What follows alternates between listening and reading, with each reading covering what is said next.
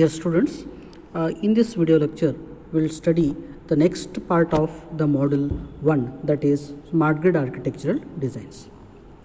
Already in the last video lecture, we studied about the different parameters of the smart grid and how the smart grid parameter is dependent based on the key characteristics. What are the 5 key aspects of the smart grid and what are the key characteristics of the smart grid we studied. Now in this particular video lecture, we will look into the working definition of the smart grid and what are the some attributes. So we need to be very particular about these attributes in defining the smart grid.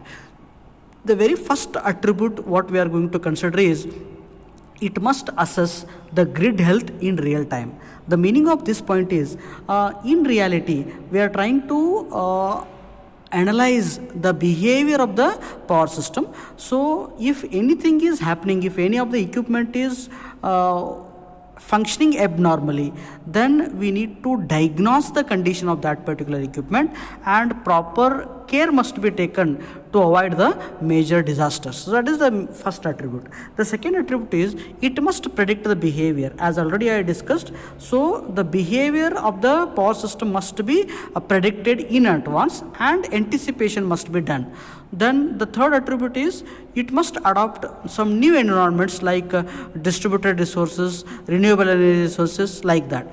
Then it must handle some stochastic demand and respond to smart appliances. So because as the name itself is a smart grid, so the main attribute about the definition of the smart grid is it must handle the stochastic demand, whatever the variation in the demand is there and how different smart appliances are working into that.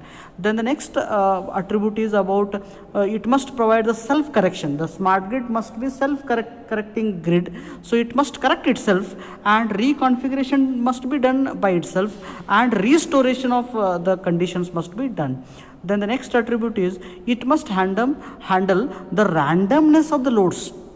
The meaning of this is in some way the load is random based on the nature. We cannot predict the consumers or customers requirement. The load may be varying, so that randomness the grid must handle. Then the market participant, the role of market participants in real time, what is the use of driver, how it is working in real time, those all points we need to consider. And it must create more complex interactive behavior with intelligent devices. So here some of the intelligent devices are used.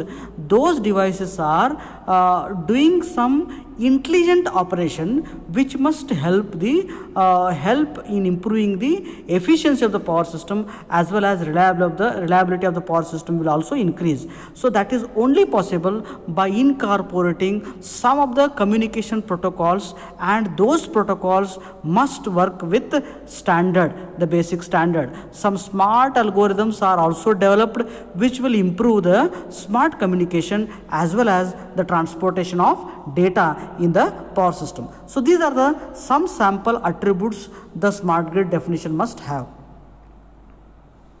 So by considering these all definitions, so we are in a stage to define what is the definition of the smart grid. The smart grid is an advanced digital two-way power system, okay, which is capable of self-healing and adaptive, resilient and sustainable with foresight for prediction under different uncertainties. So here see the definition, how it is equipped with some important words. First thing is it is advanced two-way power system which is capable of self-healing. It will heal itself and it is adaptive in nature. It is resilient also and it is self-sustainable and it will predict the faults. It has a foresight for the prediction under different uncertainties. So it is equipped for interoperability with present and future standards of components, devices and systems that are cyber secured against the malicious attack. Some representative architectures we are going to study about the smart grid. So different type of architectures have been proposed by different bodies. They are actually involved in the development of the smart grid. So Department of Energy proposed a smart grid which divides into 9 areas. First one is the transmission automation, the system coordination, situation assessment, system operations, distribution of automation, renewable integration, energy efficiency, distributed generation and storage, demand participation signals and options, small appliances, plug-in hybrid electric vehicles, and its storage. So this is the picture of the smart grid architecture.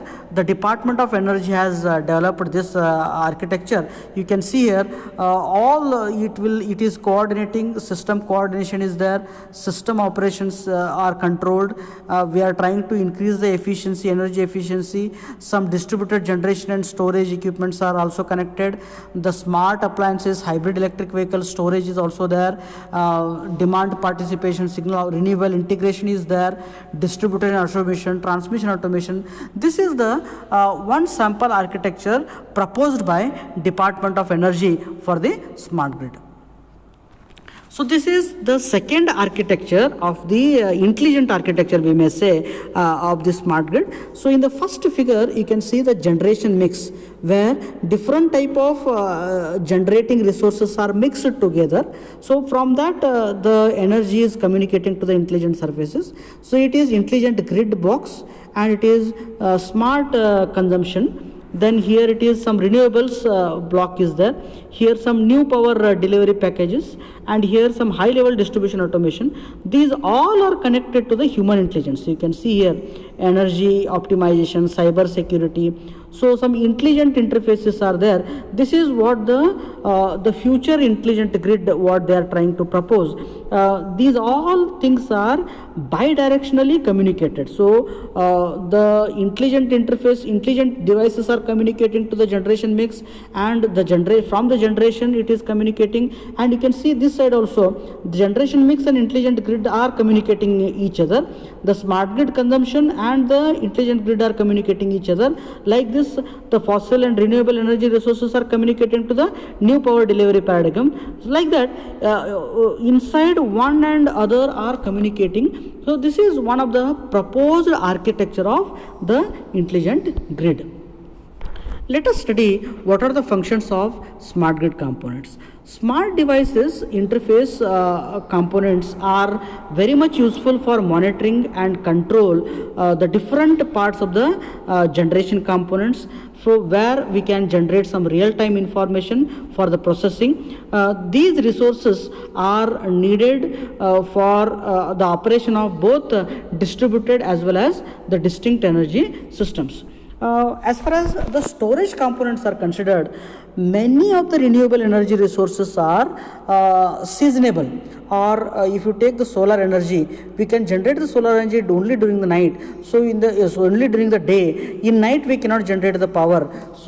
So whatever the power is generated in the day, that will be stored in a storage component that is efficiently utilized whenever we need, that is in the night time. So such a type of storage requirement is there for the smart grid. And as far as the battery technology is considered, the efficiency of the battery technology must be enhanced.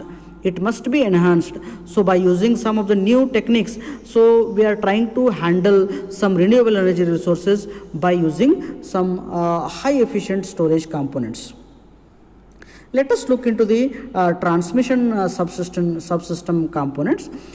These subsystem components interconnect all the major substations and the load centers. They are the backbone of the integrated power system.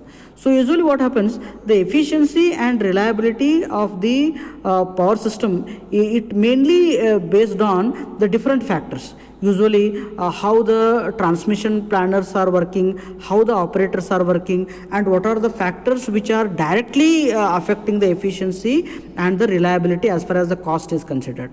So to ensure the performance, reliability and quality of the supply, some standards we need to adopt and some strategies we need to develop to achieve the highest smart grid performance, especially in case of transmission level.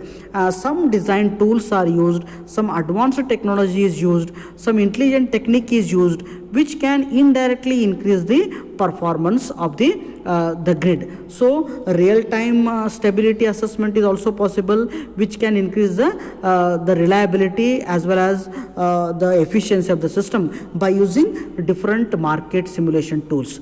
So real-time monitoring based on the phasor measurement unit, the state estimators, sensors, communication technologies are the transmission subsystem intelligent enabling tools. They are especially used in the smart transmission system. Let us look into the monitoring and control technology component. Usually some of the intelligent transmission systems are used as a smart intelligent systems. They are self-monitoring, self-healing, easily adaptable to the different type of systems. They are predictive in nature, especially in case of generation, demand, to handle the congestion management, instability, reliability issues. So we need some intelligent devices, especially in case of monitoring technology. The new grid, whatever we are trying to propose, that must withstand shock, and it must be reliable to provide real-time challenges in its use. Now let us talk about the intelligent grid distribution subsystem component. Here in this case, a distribution subsystem component, usually the primary feeders at their voltage level they are supplying. So small industrial customers and secondary distribution feeders are also supplying to the residential and commercial customers. At every level, the voltage level is very important. So especially at the transmission or at the distribution level, the intelligent devices are used. They are monitoring the automation requirements. Some smart meters, communication links are used in between the consumers and utility controls. So energy management components and some automatic metering infrastructure is also used. Some automatic function will be equipped with self-learning capability, which includes the models for fault detection, voltage optimization and load transfer, as well as it is used for restoration and feeder reconfiguration, as well as for the real-time pricing. Let us look into the demand side management component. What do you mean by demand side management component? See, usually what happens is the efficiency of the power system, it is basically dependent on the demand. Okay, if the demand is increasing abruptly, then grid cannot handle that demand. So to meet that particular demand, some renewables are used, so to meet the consumer demand, and you need to think about some operating expenses, whatever we are going to consider in generating the power from the renewables. So therefore the demand side management is playing a very important role, which is providing some reduced emissions in fuel production, lower cost, and which contributes to the reliability of the generation. These options have overall impact on the utility load curve. So for that, a standard protocol for the customer delivery, two-way information highway technologies are proposed, which are very much essential. They are plug and play, smart energy buildings, smart homes, demand side meters, clean air requirements, and customer interfaces for better energy emissions will be in place. So especially the demand side management component is very essential as far as the monitoring aspect of the smart grid is considered. So with this point we'll complete this video lecture. So in the next video lecture we'll talk some more aspects of the smart grid. Thank you.